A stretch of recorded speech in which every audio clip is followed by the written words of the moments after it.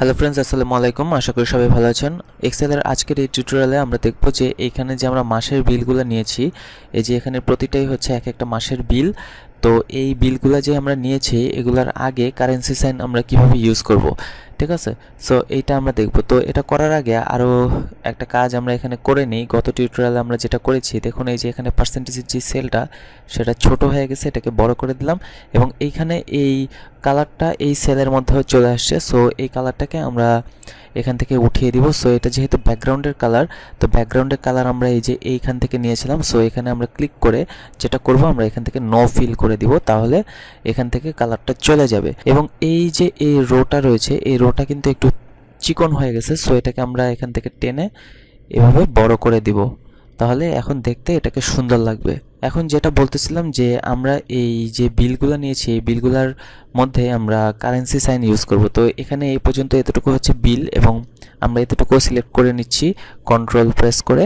So একবার এগুলো সব সিলেক্ট হয়ে গেল। এখন আমরা যেটা করব, কারেন্সি সাইন ইউজ করব, কারেন্সি সাইন অথবা সিম্বল। তো এটা ইউজ করার জন্য আমাদের প্রথমে এই যে হোমের মধ্যে যেতে হবে।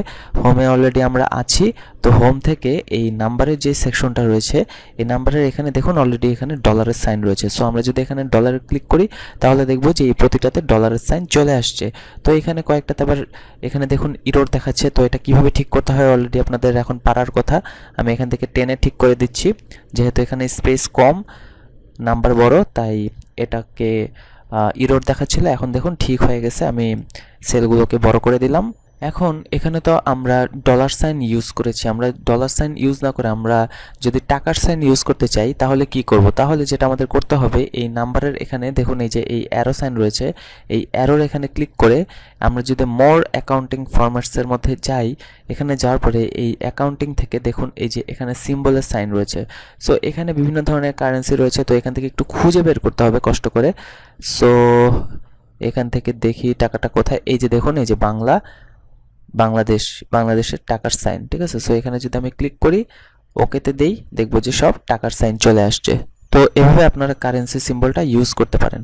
এবং সেই সাথে আমরা আরও একটা বিষয় যেটা শিখবো, সেটা হচ্ছে এই যে দেখুন এখানে যে আমরা পার্সেন্টেজ নিয়েছি, এখানে দশমিকের পরে কতগুলো নাম্বার চলে আসছে দেখুন।